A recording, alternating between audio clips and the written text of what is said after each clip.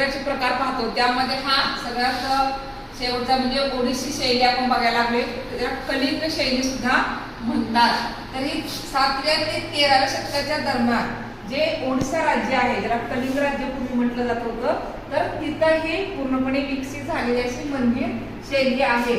त्याचे वैशिष्ट्य आहे की काय, या मंदिराचे जे शिखर आहे ते वरच्या बाजूला आतील बाजूला असं वळतं आणि त्यावर गोल सपाट असं गोल सपाट आहे, त्याच्यावरती काय होतं तर शिखर ठेवलेलं असतं. ठीक आहे, तिथे फरशीचा दगड ठेवलेला असतो आणि त्याच्यावरती लहानसा कळस असतो, म्हणजे मोठाच्या मोठा कळस नसतो तर छोटासा कळस असतो, हे लक्षात ठेवायचंय.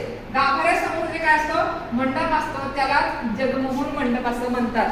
जे गाभाऱ्याच्या समोर प्रार्थना करण्यासाठी किंवा भक्तांना बसण्यासाठी जागा असते त्याला काय म्हणतात, जगमोहन असं म्हणतात.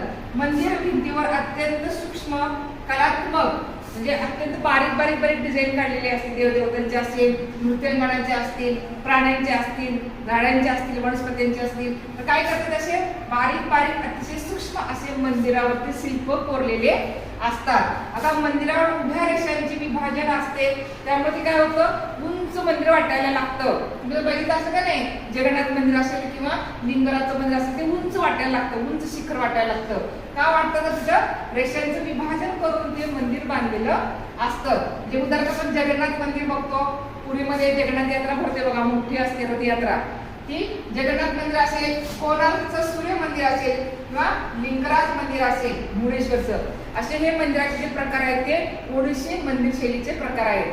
समजलं?